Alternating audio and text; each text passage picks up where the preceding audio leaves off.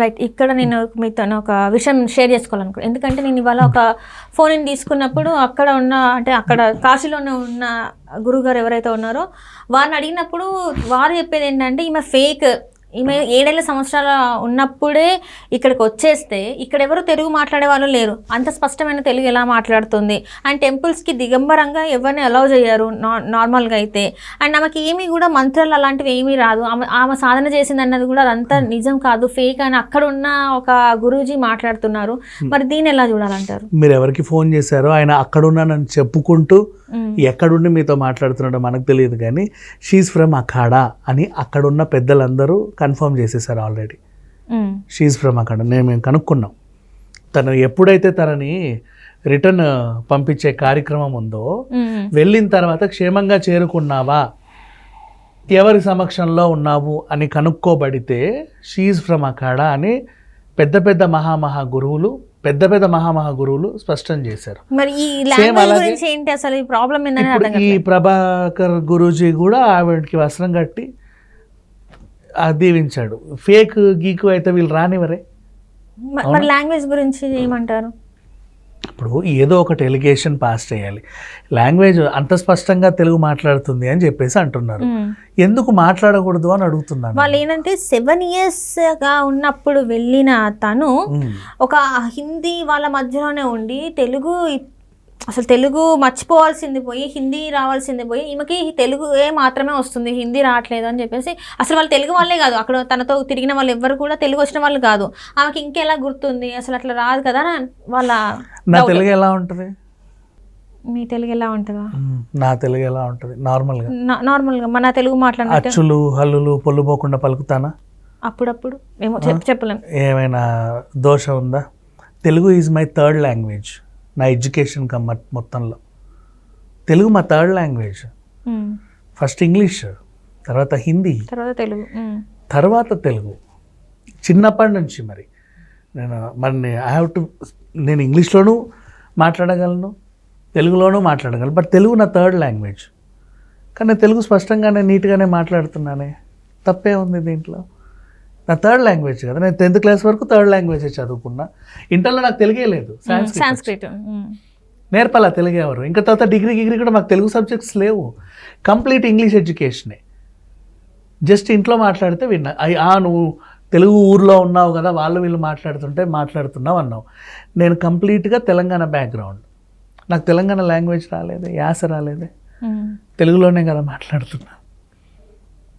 చిన్న ఎగ్జాంపుల్ అడుగుతున్నా, అంటే నువ్వు ఆవిడ గురించి అన్నావు కాబట్టి మేబీ అయినా కాకుండా నువ్వు తెలుగు రాష్ట్రంలోనే ఉన్నావు కదరా అని చెప్పి నువ్వు కన్విన్స్ చేయొచ్చు, తప్పులేదు. బట్ తను ఏదో తెలుగులో పుట్టాను కాబట్టి తెలుగే మాట్లాడాలనుకోని, తెలుగే నేర్చుకుంటూ, తెలుగే వింటూ పెరిగిందేమో నీకు తెలియదా? నెక్స్ట్, ఆమె గురువు తెలుగువాడై ఉండొచ్చు, తన గురువులు ఎవరో నీకు తెలియదు. ఆమెను అక్కో చేర్చుకొని పలకరిస్తుందో, నా దగ్గరకు అడుక్కోవడానికి వచ్చిందో అనుకుంటాడు హిందీ వాడు. ఆమె ఏం మాట్లాడుతుందో అర్థం కాదు కాబట్టి చిన్నప్పుడు తెలుగులో మాట్లాడుకుంటూ తిరిగితే తెలుగు వచ్చిన వాడు ఇలా తిరుగుతాడుగా, అంతేనా? మనమైనా సరే ఏదైనా గోవాకో లేకపోతే నార్త్ ఎక్కడైనా పెద్ద పెద్ద టూర్లకి ఎక్కడికో వెళ్ళినప్పుడు అందరూ హిందీ వాళ్ళే, ఫారినర్సే తిరుగుతూ ఉన్నారు. ఇప్పుడు అదే ఎక్కడో ఒకరు తెలుగు మాట్లాడితే ఇలా తిరిగి చూస్తాం. దెన్ అలా తనకి ఒక తెలుగు గురువు తగిలి ఉండొచ్చుగా. ఇప్పుడు ప్రభాకర్ గురూజీ తెలుగోడేగా. తను నా గురువు అని చెప్పిందా? ప్రభాకర్ గురించి తెలుగోడైనప్పుడు ఆయనకు సంబంధించిన అఘోరాలు అక్కడ తెలుగు వాళ్ళు ఉండకూడదా? తనకు తెలుగు రాకూడదా? నాకు లాజికల్గా నిజంగా అక్కడ ఏం జరిగిందో తెలియదు, బట్ బేసిక్గా మాట్లాడుతుంటుంటే అడుగుతున్నా, అంటే ఉండకూడదా అని. ఎలా వచ్చు అని అడిగేవాడు ఎందుకు అడుగుతున్నాడు అలా అంటే, ఈమె నెగిటివ్ చేయడానికి ఏ చిన్న పాయింట్ దొరికినా వాళ్ళు వదులుకోవట్లా, ఫుల్ ప్లెడ్జ్డ్గా దాన్ని వాడేస్తున్నారు. ఏ చిన్న పాయింట్ దొరికినా వదులుకోవట్లా వాళ్ళు నెగిటివ్ చేయడానికి. ఇది అండ్ నౌ ఈవిడ ఒంటి మీద కిరోసిన్ పోసుకోవడం తప్పే నేను అంటాను.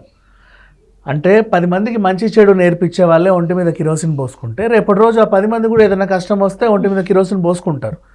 నవ్వు తను ఒక ఇన్ఫ్లుయెన్సర్ లాగా అయిపోయింది. తన్ని కూడా ఫాలో అయ్యే వాళ్ళు ఉన్నారు, తన్ని కూడా అడిగే వాళ్ళు ఉన్నారు. తను చేసిన చర్య తప్పే, కానీ తను అలా కిరోసిన్ పోసుకుందంటే కారణం ఒక మనిషి. దానికి కూడా ఎగ్జాంపుల్ నేను ఎప్పుడో చెప్పా, రోబో గురించి చెప్తా. అవునా? అసలు ఎలాంటి ఫీలింగ్స్ లేని ఒక రోబోనే మనిషికి సహాయం చేసేటువంటి రోబో మనుషుల్ని చూసి చూసి చూసి వాళ్ళ పెట్టే చిత్రహింసలు భరించలేక ఓ మూలకు కూర్చొని ఇలా ఉండి మనస్తాపం చెంది దూకి ఆత్మహత్య చేసుకుంది. అవునా? మనిషి ఎంత ప్రమాదం, రోబోల కన్నా ప్రమాదం.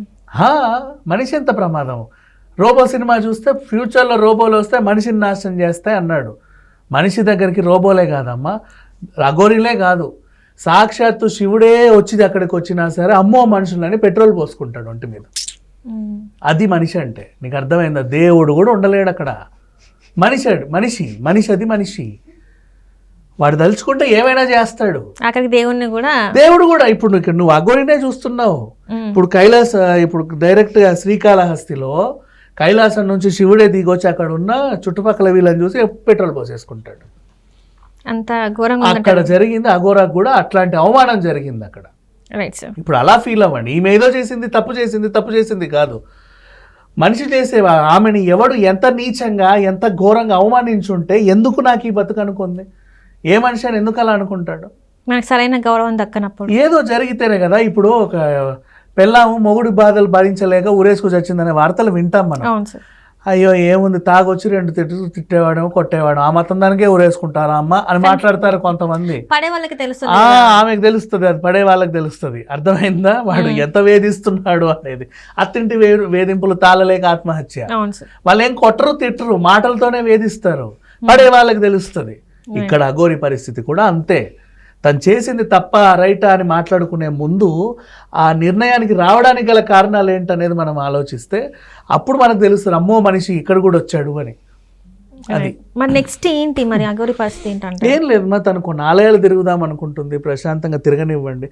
ఇప్పుడు పోలీసులు ఎంటర్ అయ్యారు, పాపం ఆవిడ హాస్పిటల్ తీసుకెళ్లారు, ఏమైనా అయిందా లేదా అంటే ఇట్లాంటి సిచ్యువేషన్స్లో ఖచ్చితంగా హెల్త్ చెకప్ చేయించి మళ్ళీ ఎక్కడో అని పంపుతారు. బట్ ఒకటి మాత్రం గుర్తుపెట్టుకోండి, ఇప్పుడు మీరు వస్తే వెంటనే కాశీకి దిగ్గానే ట్రైన్ దిగ్గానే పైనుంచి ఒక అఘోరి వచ్చి ఏమైనా వీపు రక్కుతుందా? కింద నుంచి అఘోరి వచ్చి కాళ్ళు లాగి ఏమైనా కొడుతుందా మిమ్మల్ని?